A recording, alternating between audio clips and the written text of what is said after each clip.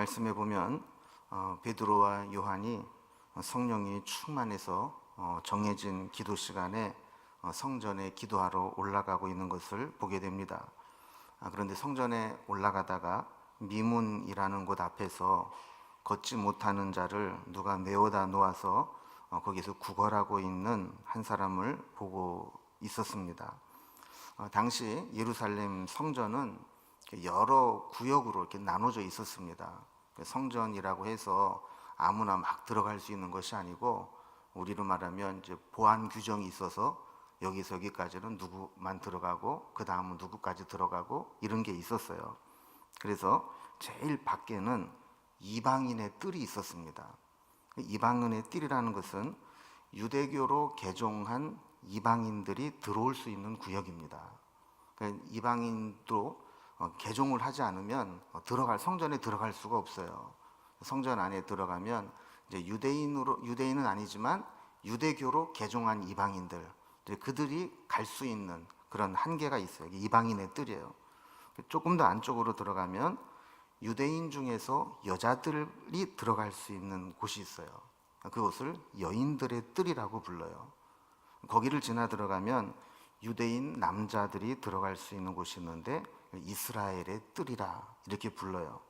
그리고 더 들어가면 이제 성소가 있는 곳, 그곳은 제사장들만 들어갈 수 있기 때문에 제사장의 뜰이라 이렇게 불러요. 그래서 이제 구역으로 들어갈 때, 지성소까지 들어갈 때는 여러 이 장벽들을 이렇게 거쳐서 들어가게 되는데, 이 9개의 문이 있어요. 성소에 들어가는데, 그 중에 이제 하나의 문이 미문이라는 문이에요. 근데 이 미문이라는 문은 이방인의 뜰에서 여인들의 뜰로 들어갈 수 있는 곳에 설치되어 있는 문이에요. 근데 그걸 좀 아름답게 꾸며놓았던 모양입니다. 그래서 아름다운 문, 그래서 미문이라 이렇게 이름을 불렀는데, 어쨌든 그 위치는 이방인의 뜰에서 여인의 뜰로 들어가는 데 있는 그 문입니다. 자, 여기에 나면서부터 못 걷게 된 자가 구걸을 하기 위해서 날마다 그 문 앞에서 기다리고 있었습니다. 그러니까 이제 이 유대인들이 성전에 들어가서 예배를 하고 제사를 드리려면 여기를 다 통과해야 돼요. 이방인의 뜰에서 여인의 뜰을 지나서 거기에서 이스라엘의 뜰로 가야 되는데, 그 첫 번째 관문이 바로 이 미문이라는 곳이죠. 근데 여기에 보면 우리가 다 읽지 않았지만 4장 22절에 보면 이 표적으로 인해서 낳은 자가 40여 세나 되었더라, 이런 구절이 나와요. 그러니까 이 사람이 그 40여 세나 되었는데 나면서부터 걷지 못했다. 그럼 이 사람이 걷지 못한 지가 몇 년 된 거예요? 너무 어려운 질문을 해서 잘 모르는데, 최소한 40여 년 된 거예요. 그죠? 40여 년 동안 한 번도 걸어본 적이 없는 그런 분이에요. 근데 이분이 걷지 못하니까 일을 하지 못하고, 일을 하지 못하니까 경제적으로 궁핍함을 당하고, 먹고 살려니까 구걸이라도 해서 먹어야 되고, 그래서 누군가가 매일 그곳에 업어다가 주면 거기 앉아서 이제 구걸을 해서 먹고 사는 이제 그런 사람이었습니다. 그러니까 이분은 나면서부터 태어났다라고 하는 것은 어떤 중간에 사고가 나서 그런 게 아니고, 자기 죄 때문에 그런 것도 아니고, 그냥 어릴 때부터, 태어날 때부터 장애를 가지고 태어난 거예요. 여러분, 이런 분들은 어릴 때는 잘 몰라요. 장애를 가지고 태어난 사람들이 어릴 때에는 그 가족의 테두리 안에서 살아가기 때문에 그냥 뭐 내가 다른 사람과 다르다는 것을 잘 못 느끼고 살아가요. 그런데 어느 정도 이제 커서 자의식이 생기게 되고, 다른 사람과 비교하게 되고, 다른 세상을 보는 눈이 열려지게 되면, 내가 뭔가 좀 다르구나, 내가 다른 사람에 비해서 많이 불편하구나, 이런 것들을 느끼게 되죠. 그렇게 되면 이 사람은 뭔가 마음속에 계속해서 뭔가 이 원망과 불만과 또 그런 상처들이 계속해서 자리 잡을 수밖에 없는 겁니다.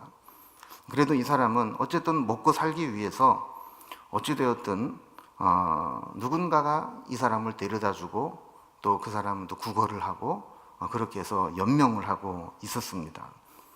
그런데 오늘 본문에 나타난 그날 이 안준뱅이는 일생일대에 큰 은혜를 입습니다. 성전에 기도하러 올라가는 베드로와 요한을 만나게 되었고, 이 베드로와 요한을 통해서 예수 그리스도의 이름으로 일어나 걷고 뛰고 찬양할 수 있는 자가 되었습니다.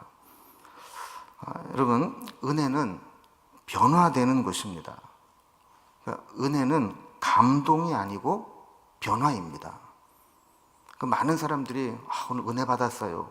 그럼 이 은혜 받았다는 얘기는 보통 뭐를 표현하는 거냐면 감동 받았어요 라는 것을 은혜 받았다고 많이 표현을 해요. 여러분, 그래서 저는 그런 경우가 별로 없지만 설교를 잘하면 사람들이 나가면서 설교한 목사한테 뭐라 그래요? 목사님 오늘 은혜 많이 받았습니다 그래요. 그럼 제가 설교자가 무슨 은혜를 끼쳐요. 근데 은혜를 받았다는 얘기는 내가 감동받았습니다. 사실 이런 의미가 많거든요. 근데 사실은요, 이 은혜를 받았다는 것은 감동받았다는 게 아니에요. 진짜 은혜를 받았다는 얘기는 뭔가 변화가 일어났다는 거예요. 진짜 은혜는 진짜 변화를 가져오게 돼요. 오늘 본문에도 보면 이 나면서부터 걷지 못했던 분에게는 많은 변화들이 있었어요. 그 하나님의 은혜가 임하고 나니까 많은 변화들이 있게 됐어요. 오늘 본문에 나오는 이분이 은혜를 받고 어떤 변화가 일어났는지 그거를 좀 살펴보려고 합니다. 첫 번째로는 그에게 가장 문제의 근원이 되었던 신체적인 변화가 일어났습니다. 걷지 못하는 자는 몸이 불편하니까 정상적인 생활을 할 수가 없어요. 경제 생활도 할 수 없고 사회 생활도 할 수 없어요. 할 수 있는 유일한 일은 구걸하는 일밖에 없어요. 그러니까 어떻게 보면 그가 이렇게 자기 마음대로 할 수 있는 게 하나도 없고 이렇게 앉아서 구걸밖에 할 수 없게 된 그런 비참한 처지에 이르게 된 가장 근본적인 문제가 뭡니까? 뭐 때문에 그런 거예요? 걷지 못하기 때문에. 걷지 못하는 장애를 가지고 있기 때문에 그는 사회생활도 못하는 것이고 경제생활도 못하는 것이고 모든 것에 제약을 받게 되는 겁니다. 그런데 그에게 예수의 이름이 선포되고 예수의 이름이 들려지고 그 이름이 역사하게 될 때 발과 발목에 힘을 얻고 일어서서 걸으며 뛰기도 할 수 있게 되었다 그래요. 그러니까 이 사람에게는 그냥 단지 누군가 내 아픔을 알아주고 공감해주고 위로해 주어서 내가 마음에 큰 힘이 되었다, 이게 은혜가 아니고 그를 힘들게 만드는 가장 근본적인 문제, 그 신체적인 장애를 극복하고 치유함을 얻게 되었다라는 겁니다. 여러분, 이제 그는 이 문제가 해결되고 나니까 마음대로 걷고 뛰고 가고 싶은 데를 갈 수 있게 되었어요. 그리고 성전 안에 들어가서 예배할 수 있게 되었고 많은 사람들을 만나고 공동체의 사회생활을 할 수 있게 되었어요. 그래서 이 오늘 본문에 이 나오는 나면서부터 걷지 못하는 분에 대한 기사는 단지 못 걷던 사람이 걷게 되었다라는 게 아니라 그 걷게 됨으로 인해서 그의 인생이 완전히 달라졌다는 것을 의미하는 겁니다. 여러분, 이 안준뱅이로 표현된 이분이 성전에 이렇게 있으면서 그가 제일 원하는 것은 뭐였을까요?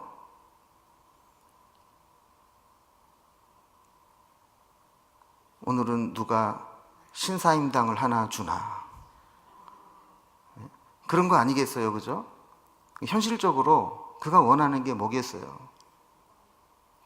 쪼잔하게 100원짜리 500원짜리 던져주지 않고 율곡 선생님 이것도 참 감사하지만 기왕이면 세종대왕이나 신사임당 좀 하나 주면 얼마나 좋을까.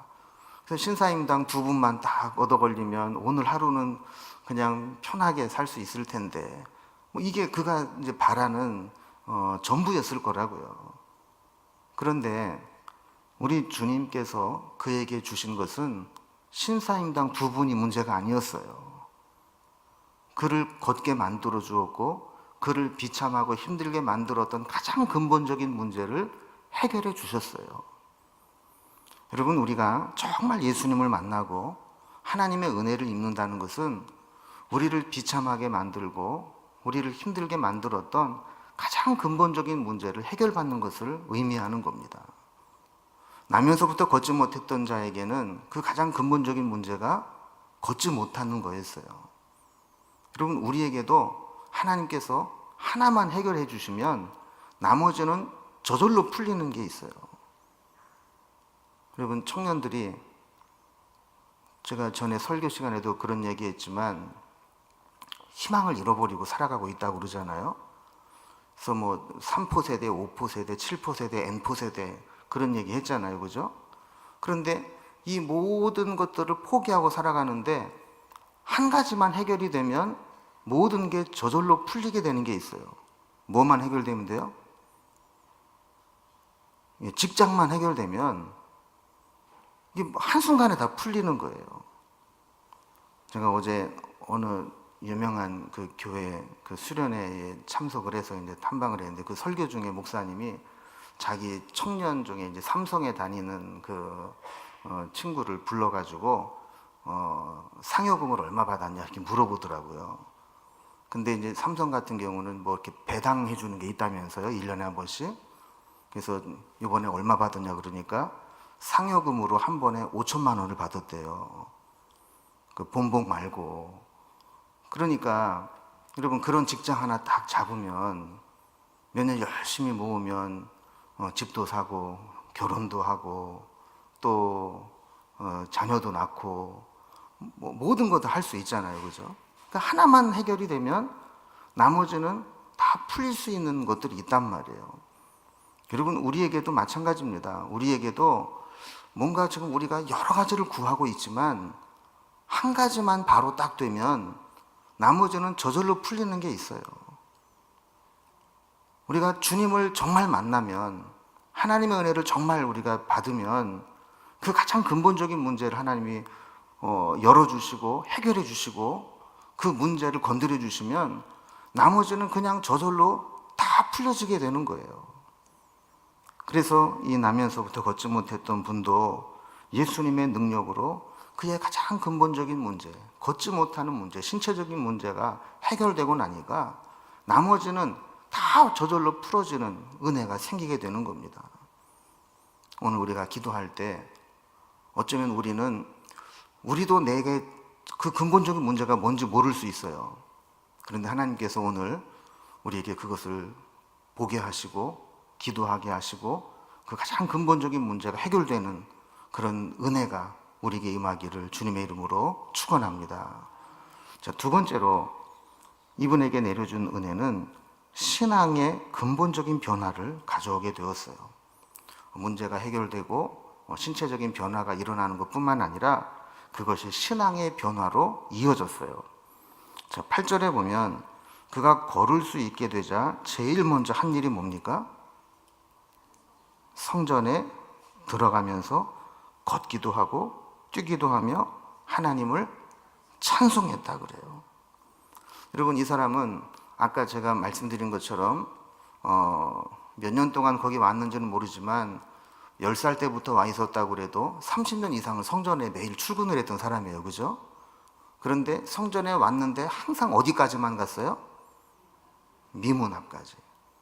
미문은 어디랑 어디 사이에 있는 문이라고 그랬어요? 예, 거기랑 거기 사이요. 예. 여인들의 뜰에서 이방인의 뜰에서 여인들의 뜰로 들어가는 그 문. 그 성전에서 제일 끄트머리에 있는 문이에요. 거기에 항상 있다가 그냥 갔어요. 그런데 이분이 걸을 수 있게 되니까 그 미문에서 안으로 들어가는 거예요. 성전 안으로 들어가서 이제 걸을 수 있게 되니까 여인의 뜰을 지나서 남자니까 이제 이스라엘의 뜰로 들어가고 하나님을 예배하는 자리로 가서 찬송하기 시작을 한 거예요. 여러분, 이 사람의 찬송이 분위기가 어땠을까요? 온갖 세상 짐을 지고 가는 어린 양처럼 그냥 인상을 쓰고 막 힘에 겨워서 부르는 찬송이었을까요? 아닐 거예요. 제가 볼 때는 거의 이성을 잃고 정신 나간 사람처럼 막 찬송을 했을 거예요. 하나님 감사합니다. 하나님 찬양합니다. 막 이러면서 막 날뛰었을 거예요. 여러분, 그가 이 은혜를 입고 나니까 그렇게 성전 미문 앞까지 못 왔던 사람이 성전 안으로 들어가게 되었고 거기에서 하나님을 찬양하게 되었어요. 여러분, 우리도 은혜를 받으면 점점 하나님께로 가까이 갑니다. 어떤 분들은 보면은 가족들을 교회에 태워주기만 하고 자기는 안 오는 사람이 있어요. 또 어떤 분들은 가정의 평화를 위해서 어거지로 나와서 앉아있기는 하는데 거의 졸다 가거나 공상만 하다 가는 분도 있어요. 또 어떤 분들은 그냥 어릴 때부터 다니다 보니까 그냥 습관적으로 왠지 안 나오면 불안하고 그러니까 심리 안정용으로 이 교회를 나오는 분이 있어요. 그런데 은혜가 임하게 되면 그 사람의 예배하는 자세가 달라집니다. 예배하는 태도가 달라집니다. 제가 이번에도 수련회를 같이 갔다 오면서 우리 이전사님한테 그런 얘기를 했어요. 청년부는 왜 그렇게 시간을 안 지키냐? 예배 시간에 왜 이렇게 늦냐? 좀 은혜를 받으면 예배 시간부터 달라져요. 미리 와서 기다리고 있고 은혜 받을 준비를 하고 사모하고. 제가 어제 수련회 같은 데는요, 요즘 보기 드문 아주 희귀한 데더라고요.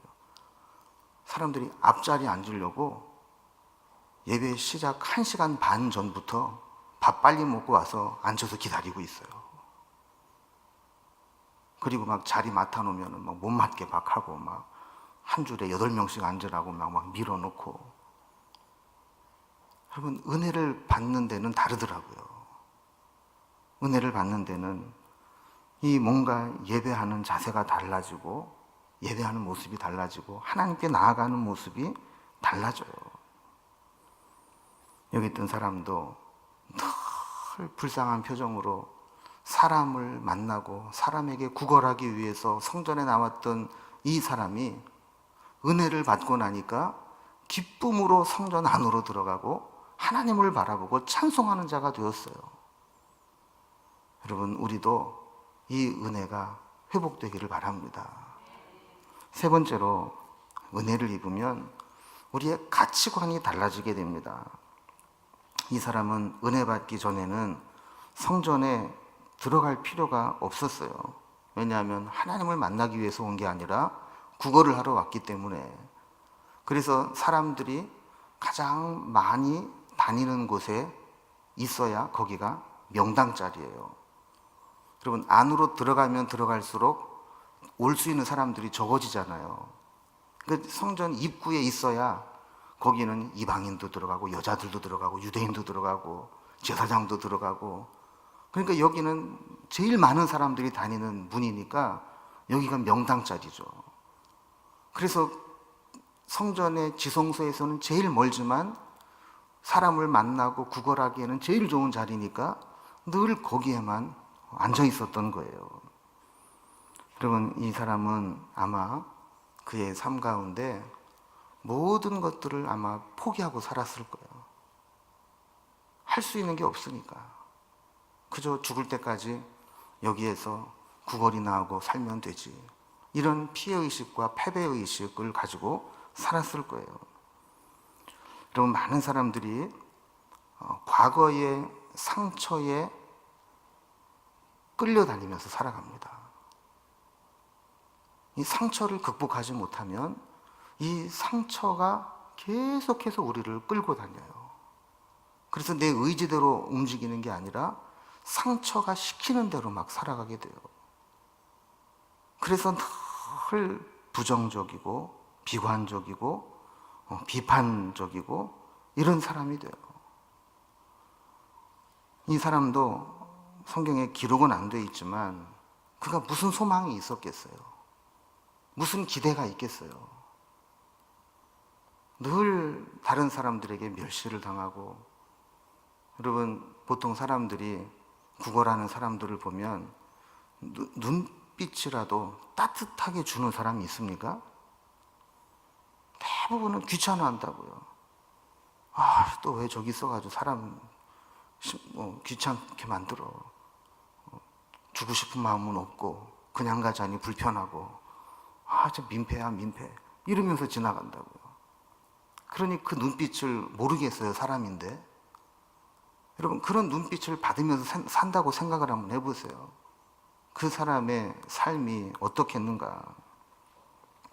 그런데 그가 은혜를 받고 나니까 그가 달라졌어요. 아까 성전 안에 그 찬송했다고 그랬잖아요. 그리고 우리가 읽지 않았지만 그 다음에 보면 이 사람이 유명한 간증자가 됩니다. 그는 나면서부터 걷지 못했다는 것을 그 예루살렘의 사람들은 다 알아요. 여러분, 40년을 못 걸었고 거기에서 최소한 30년 이상을 구걸하고 있었으니까 그 사람은 누가 보더라도 이 사람 그 사람 아니야? 미문에 있던 사람 아니야? 다 안다고요. 그런데 그 아픔과 상처가 하나님의 은혜를 입고 나니까 간증자로 변해요. 은혜의 전달자가 돼요. 여러분, 태초부터 똑똑하고 태초부터 잘난 사람은 하나님의 영광을 드러내기가 쉽지 않아요. 그런데 비포와 애프터가 분명해서 비포의 삶은 늘 사고 뭉치고 뭔가 안 되고 맨날 하면 다 실패하고 또 뭐 안 되는 그런 사람인데 예수 믿고 나가지고 막 이렇게 잘 되고 변화가 되면 저 사람 보라고 이렇게 되는 거예요. 그러니까 이 나면서부터 걷지 못했던 이분도 그가 은혜를 받기 전에는 정말 패배주의와 상처와 다른 사람들의 격려를 받으면서 그 마음속에 그냥 한을 품고 살아가는, 그리고 어떨 때는 왜 나는 이렇게 태어나서 이렇게 됐나 하는 그런 마음을 가지고 살았을 거라고요. 그런데 은혜를 받고 나니까 이제는 간증을 하게 되고 예수 이름의 능력을 드러내는 하나님의 도구가 되었던 겁니다. 여러분, 은혜는 이런 변화를 가져다 줍니다. 오늘 말씀을 보면 이 기적은 언제 일어났냐 하면, 안전뱅이는 그냥 그 자리에 매일 출근하면서 있었지만 그 기적을 일으킨 통로는 베드로와 요한이었어요. 그런데 1절에 보면 그가 언제 이 사람을 만나게 돼요? 제9식 기도 시간에. 그러니까 시간을 정해놓고 기도하러 올라갔어요. 밑에 각주에 보면 오후 3시라고 그랬어요. 여러분, 우리는 사실은 기도를 너무 안 해요.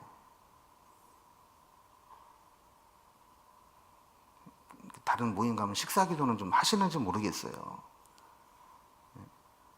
그런데 여러분, 이슬람교를 믿는 사람들 있잖아요. 무슬림이라고 하는 사람들.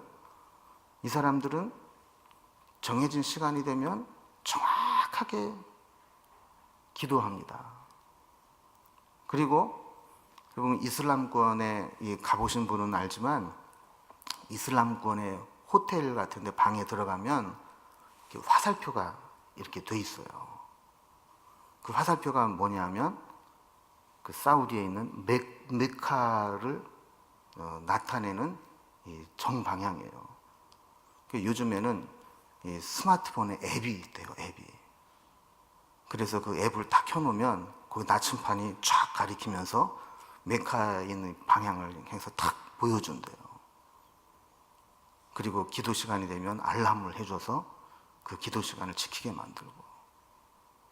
그래서 이 무슬림들이 그 장사하는 곳에도 가보면 그 기도하는 시간 되면 세상 없어도 가게 문 딱 닫고 양탄자 착 깔고 그 방향을 향해서 기도해요. 여러분, 우리도 기도하는 마음으로 산다고 그러는데요, 기도하는 마음으로 사는 사람은요, 사실 기도 안 하는 사람이에요. 기도하는 사람은 분명하게 기도하는 시간이 있어요. 나는 뭐 늘 기도하는 마음으로 살아.